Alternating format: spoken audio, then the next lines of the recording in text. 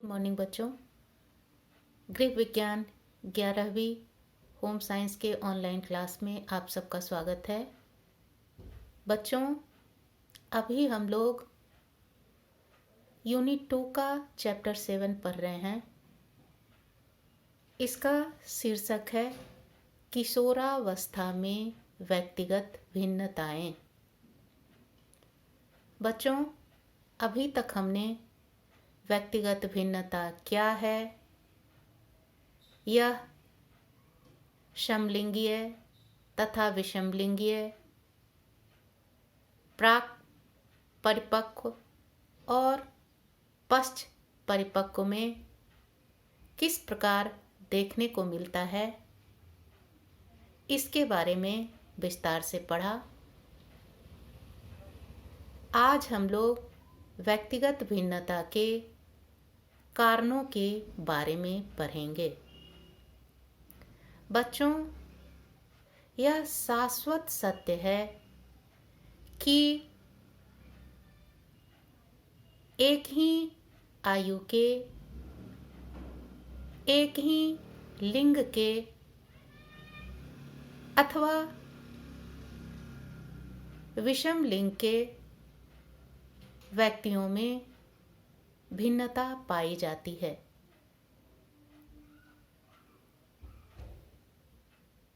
इतना ही नहीं, एक ही माता पिता के अलग अलग संतान भी आपस में एक दूसरे से थोड़े बहुत भिन्न अवश्य होते हैं।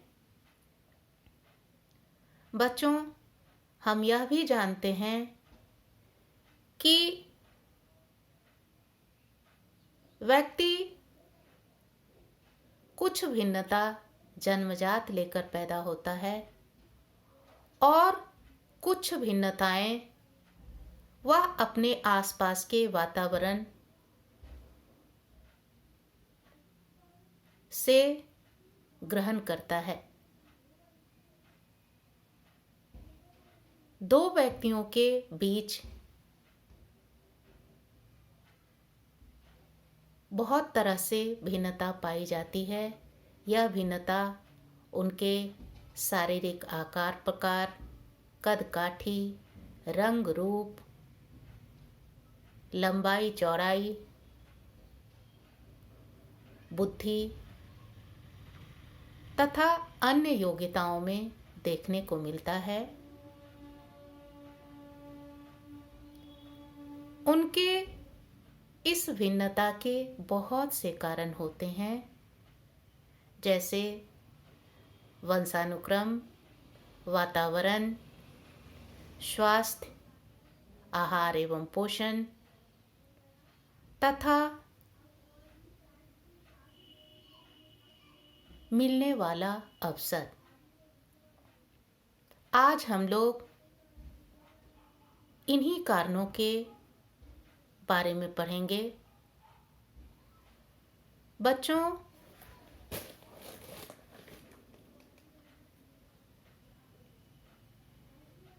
व्यक्तिगत भिन्नता के अन्य कारणों में वंशानुक्रम और वातावरण का महत्वपूर्ण स्थान है। आज हम इन्हीं दो कारणों के बारे में विस्तार से चर्चा करेंगे। सबसे पहले आता है वंशानुक्रम यानी हेरिडिटी। बच्चों, जैसा कि हम सभी जानते हैं कि वंशानुक्रम उसको कहते हैं जो एक परिवार में परदादा दादा, माता पिता और उनकी संतान को कहते हैं।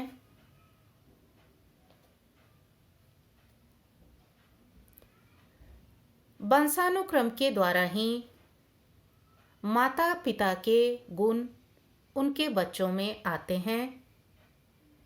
ये गुण मुख्य रूप से उनकी बुद्धि, रंग रूप, बालों का रंग, नैन नक्श, लंबाई चौड़ाई, आँखों का रंग, मानसिक क्षमता इत्यादि में देखने को मिलती है।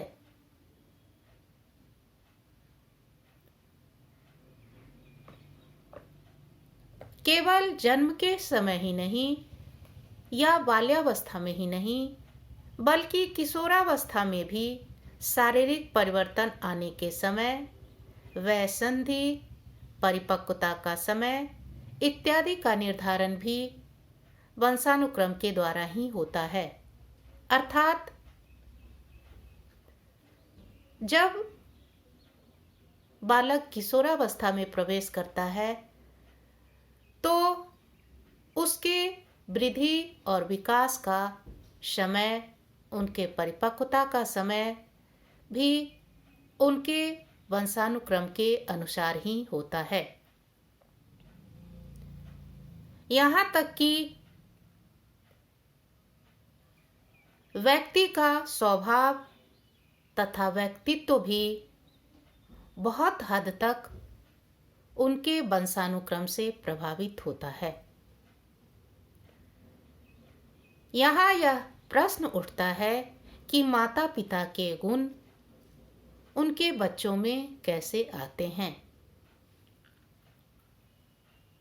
बच्चों, हम सभी जानते हैं कि मानव शरीर अनेक कोशिकाओं से मिलकर बना होता है। माता एवं पिता के अंडाणु एवं शुक्राणु के कोशिका में जो केंद्रक होता है उसमें गुणसूत्र पाए जाते हैं। उसी पर बहुत से छोटे छोटे बिंदु जैसे बने होते हैं जिन्हें हम जीन्स कहते हैं। ये जीन्स ही माता पिता के गुणों का उनके बच्चों में वाहक होने का कार्य करते हैं। जब अंडाणु एवं शुक्राणु का मेल होता है तो दोनों के केंद्रक आपस में मिल जाते हैं और इस मेल में जिसका जीन्स अधिक ताकतवर होता है उसके गुण बालकों के व्यक्तित्व का निर्धारण करते हैं। अर्थात यदि पिता के जीन्स का प्रभुत्व अधिक है या ताकत अधिक है तो पिता के गुण उनके बालकों में ज़्यादा पाए जाएंगे। यदि माता के जीन्स का प्रभाव अधिक है तो माता के गुण उनके बालकों में ज़्यादा पाए जाएंगे।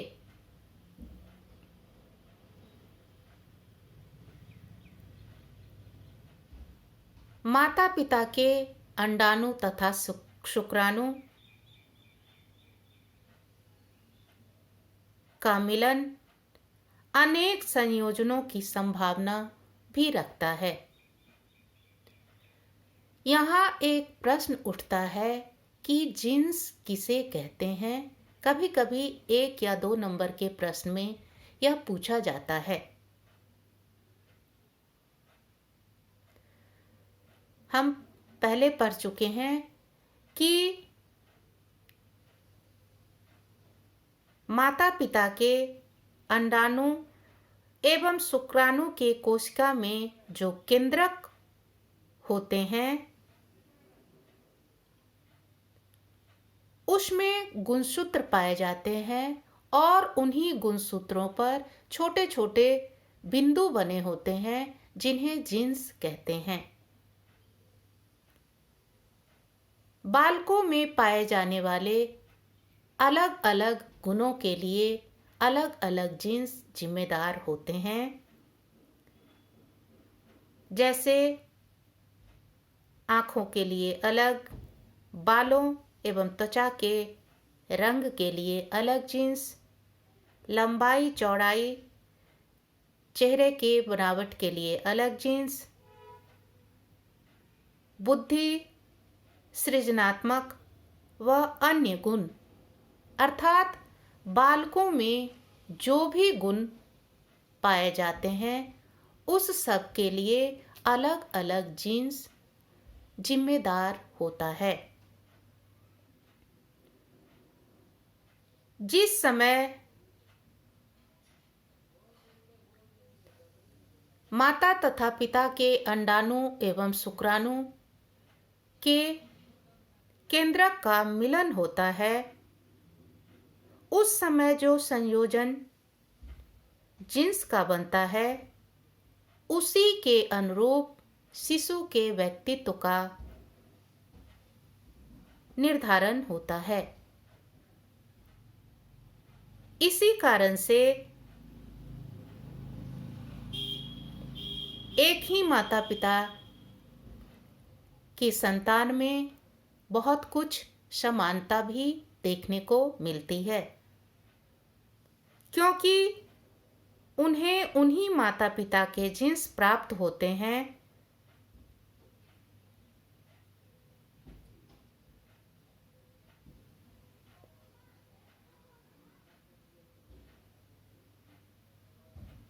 इतना होने के बावजूद भी दो भाई और बहन के बीच थोड़ा बहुत अंतर जरूर देखने को मिलता है, क्योंकि जब दोनों के जीन्स का मिलन होता है उस समय उसमें थोड़ा सा भी अंतर आने के कारण एक ही माता पिता के दो संतान में अंतर होना स्वाभाविक होता है। इसके बाद आता है वातावरण यानी एनवायरनमेंट। बच्चों, वातावरण हम उसे कहते हैं जो हमारे चारों ओर व्याप्त है, चाहे वह हमारा परिवार, समाज, आसपास का माहौल, विद्यालय अथवा अन्य कोई भी वस्तु हो। व्यक्तिगत भिन्नता में वातावरण का भी महत्वपूर्ण स्थान होता है। यद्यपि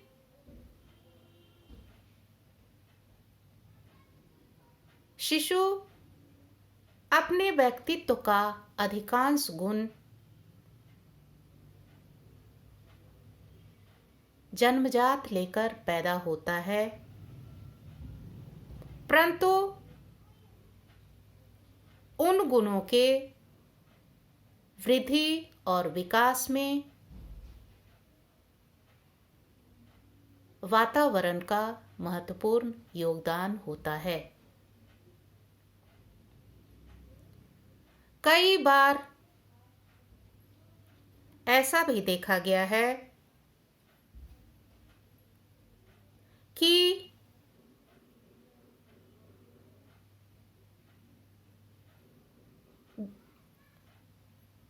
बच्चा जब पैदा होता है तो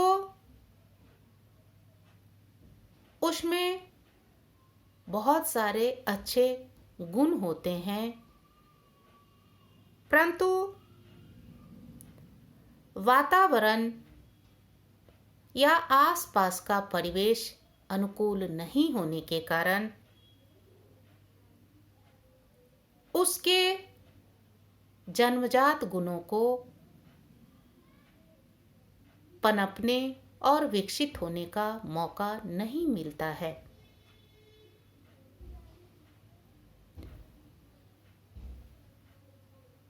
अर्थात वह बालक अनुकूल वातावरण के अभाव में अपने वंशानुगत गुणों को अपने वंशानुगत गुणों का लाभ भली प्रकार से नहीं उठा पाता। अर्थात एक बालक जो अपने माता पिता के गुणों को लेकर, अच्छे गुणों को लेकर पैदा होता है, यदि जन्म के बाद उसे अच्छा और स्वस्थ परिवेश नहीं मिलता है तो उसके उन गुणों को पनपने एवं बढ़ने का मौका नहीं मिलता है। उदाहरण के लिए, जन्म के समय शिशु अच्छी लंबाई, चौड़ाई एवं वजन का पैदा होता है, परंतु जन्म के बाद सही आहार एवं पोषण के अभाव में अथवा स्वास्थ्य की समस्या के कारण उसका शरीर सही से वृद्धि और विकास नहीं कर पाता है। अर्थात जन्म के समय जो बच्चा स्वस्थ पैदा होता है, शारीरिक रूप से उसका जितना लंबाई, चौड़ाई और वजन होना चाहिए उतना रहता है, परंतु जन्म के बाद अस्वस्थ होने के कारण अथवा सही तरीके से पालन पोषण नहीं होने के कारण धीरे धीरे उसका शारीरिक वृद्धि और विकास अवरुद्ध हो जाता है अथवा सही तरीके से नहीं हो पाता है। इतना ही नहीं, कई बार हम यह भी देखते हैं कि जन्म के समय कुछ शिशु चंचल और बुद्धिमान पैदा होते हैं, परंतु जन्म के बाद वह ऐसे परिवेश में आ जाते हैं अथवा रहते हैं जहां उन्हें अपनी बौद्धिक क्षमता को प्रदर्शित करने का, अपनी बौद्धिक क्षमता को इस्तेमाल करने का अवसर कम मिलता है, तो वैसे शिशु आगे चलकर बौद्धिक रूप से कमजोर हो जाते हैं। अर्थात कहने का मतलब कि जन्मजात गुणों को सही तरीके से फलने फूलने के लिए, उनके सही वृद्धि और विकास के लिए अच्छे और स्वस्थ वातावरण का होना बहुत ही आवश्यक होता है।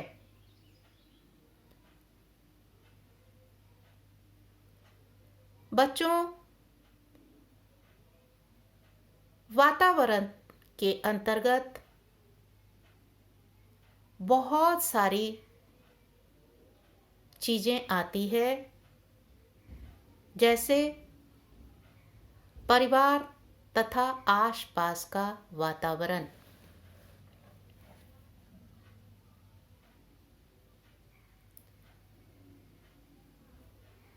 बच्चों,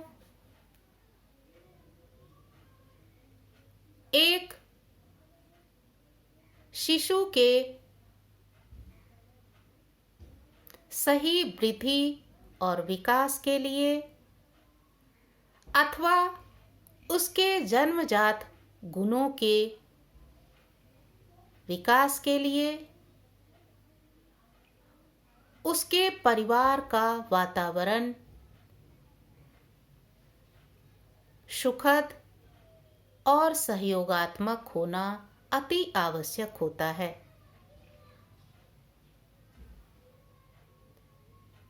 बच्चा जिस परिवार में पैदा होता है उस परिवार में माता पिता, भाई बहन तथा परिवार के अन्य सदस्यों का सहयोग एवं प्रोत्साहन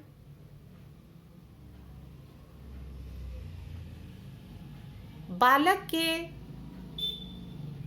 जन्मजात गुणों को आगे बढ़ाने में, उसे सही दिशा देने में और उसके वृद्धि एवं विकास में सहायक होता है।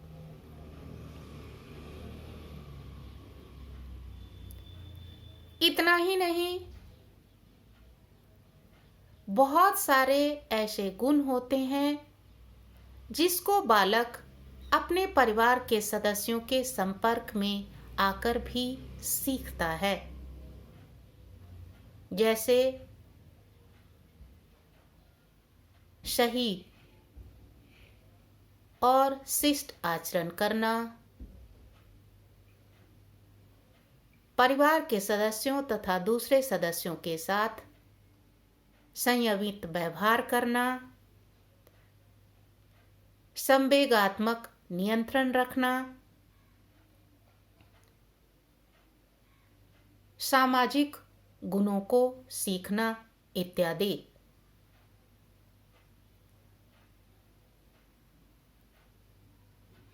एक शिशु का व्यक्तित्व इस बात पर भी निर्भर करता है कि उसे उसके परिवार में किस प्रकार का प्रशिक्षण मिल रहा है, उसे कितने ऐसे अवसर मिल रहे हैं जो उसके ज्ञान अथवा जिज्ञासा को आगे बढ़ाने में मदद करता है।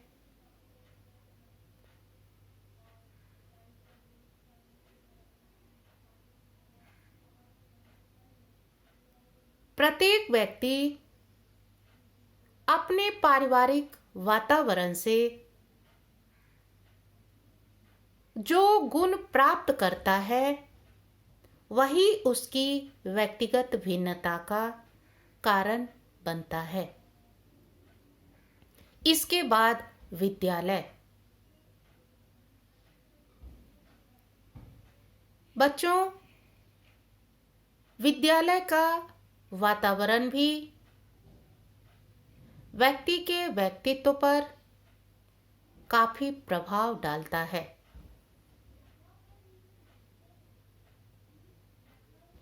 बालक किस प्रकार के विद्यालय में जाता है, वहाँ के शिक्षकों का व्यवहार कैसा है, शिक्षक बालकों को कितना श्रेष्ठ ज्ञान दे पाते हैं तथा विद्यालय के पाठ्यक्रम में कितने ऐसे अवसर हैं जो बालकों के गुणों को उभारने में अथवा विकसित करने में मदद करते हैं।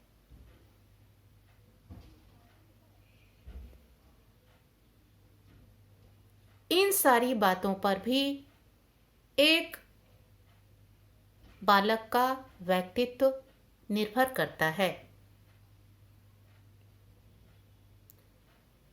यह भी सत्य है कि सभी विद्यालय एक समान नहीं होते,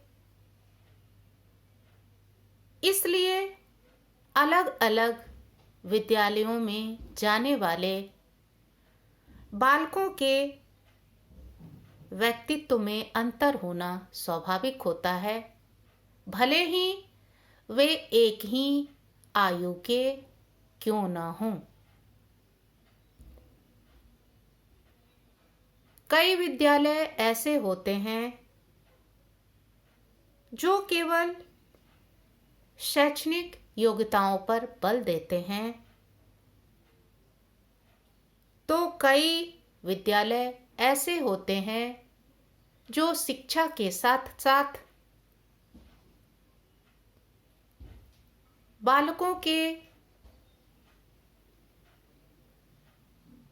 शारीरिक क्रियाशीलता को बढ़ावा देने के लिए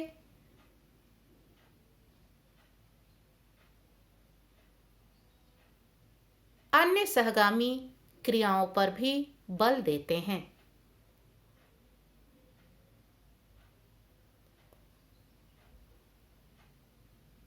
इसके बाद आता है संगी साथी अथवा मित्र समूह।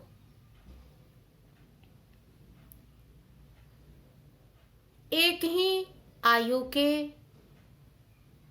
दो बालक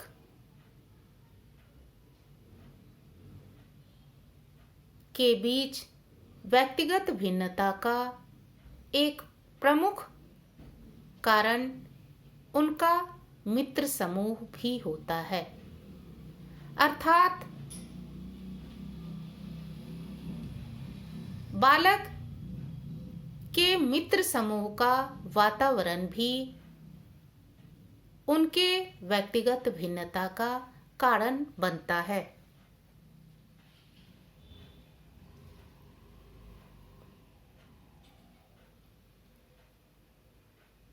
खासकर किशोरावस्था में एक किशोर बहुत से ऐसे गुण को अर्जित करते हैं जो उनके मित्र समूह में देखने को मिलता है, जैसे रहन सहन के तरीके, सामाजिक मूल्य, भाषा, पहनावा, बोलचाल का ढंग इत्यादि। इतना ही नहीं, कई बार अपने मित्र समूह का अनुमोदन अथवा स्वीकृति प्राप्त करने के लिए भी किशोर कई ऐसी आदतों और गुणों को अपना लेता है जो उसके व्यक्तित्व का भाग बन जाता है।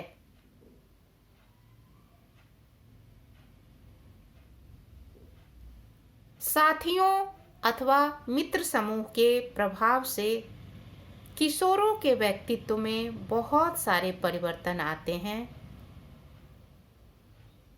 यदि किशोर के मित्र समूह में जो सदस्य हैं वे अच्छे, गुणी,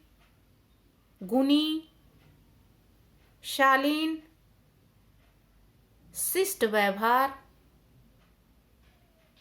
संतुलित आचरण और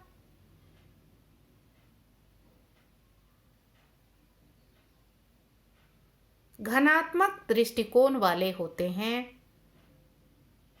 तो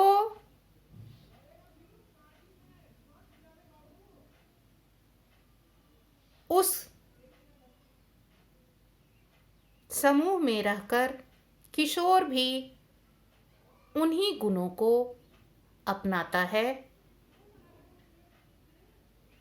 परंतु यदि उनके मित्र समूह के सदस्य असामाजिक गुणों वाले,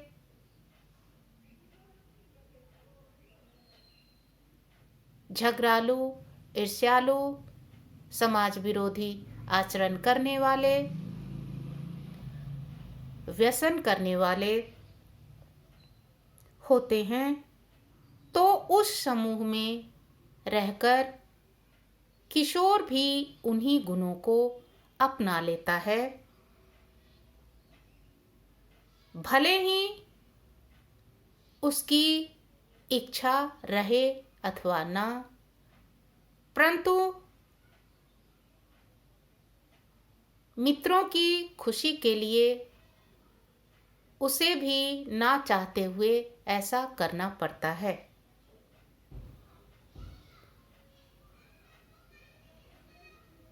इस प्रकार हम देखते हैं कि एक ही आयु के दो युवा अगर दोनों का मित्र समूह अलग अलग है, अर्थात एक समूह के सदस्य सामाजिक, अच्छे और शिष्ट आचरण वाले, व्यवहार कुशल और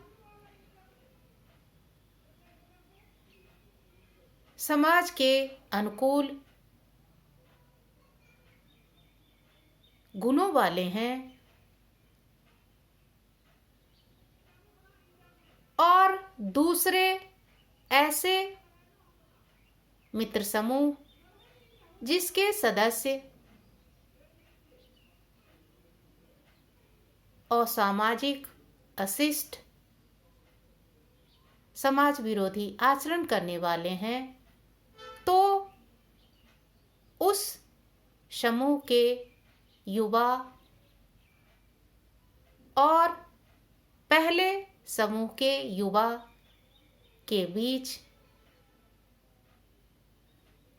बहुत अधिक भिन्नता देखने को मिलती है। अर्थात अच्छे समूह में, अच्छे मित्र समूह में रहने वाले युवा जहाँ सामाजिक, सहयोगी, शिष्ट होते हैं, तो वहीं गलत मित्र समूह में रहने वाले युवा असामाजिक, अशिष्ट और समाज विरोधी होते हैं। इसके बाद आता है सामाजिक एवं आर्थिक स्तर। बच्चों, बालकों के परिवार का सामाजिक एवं आर्थिक स्तर भी बालक के व्यक्तित्व पर काफी प्रभाव डालता है।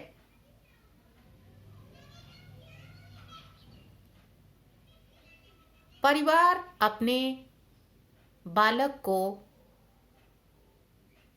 कितनी सुविधाएं देता है, अर्थात उनके आहार, अच्छी शिक्षा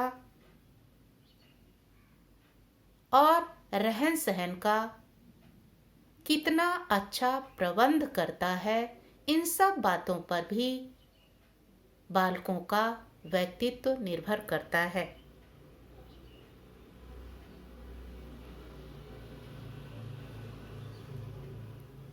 वैसे परिवार जो आर्थिक दृष्टि से संपन्न होते हैं, जिसका सामाजिक परिवेश अच्छा होता है, वहाँ के बालकों को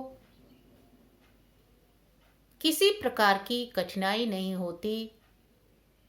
उनके शिक्षा दीक्षा, खान पान और उन्हें सीखने की अधिक से अधिक सुविधाएं दी जाती है। दूसरी ओर वैसे परिवार होते हैं जिनका आर्थिक स्तर अच्छा नहीं होता, जिनका पारिवारिक सामाजिक परिवेश भी बहुत अच्छा नहीं होता। वैसे परिवार के बालकों को ना तो सही ढंग से शिक्षा मिल पाती है, ना ही उनके खान पान की उचित व्यवस्था होती है, और ना ही उन्हें सीखने का सही अवसर मिल पाता है। ऐसे परिवार में बहुत से बालक ऐसे होते हैं जो जन्मजात बुद्धिमान तो होते हैं, परंतु बाद में उन्हें इस प्रकार का माहौल नहीं मिल पाता या इस प्रकार का अवसर नहीं मिल पाता जिससे उनके बौद्धिक क्षमता को और अधिक बढ़ने का या और अधिक विकसित होने का मौका मिल सके।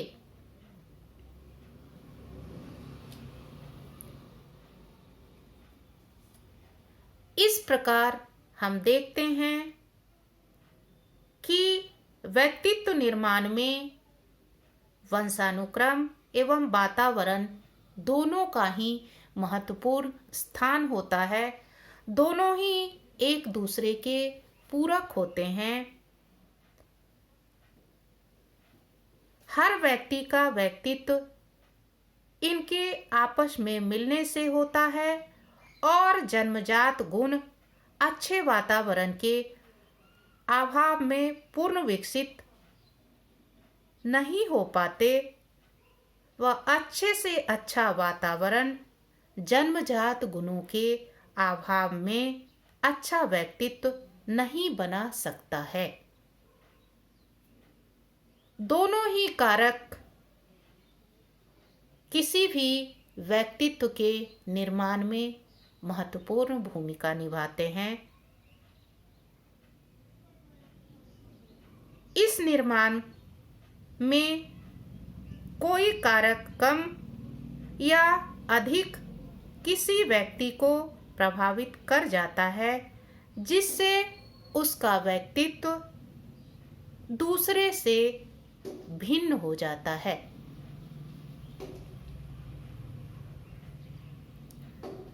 वंशानुक्रम एवं वातावरण के अलग अलग कारक बालक को अलग अलग तरह से प्रभावित करते हैं, जो कि उनके बीच व्यक्तिगत भिन्नता का कारण बनता है। धन्यवाद।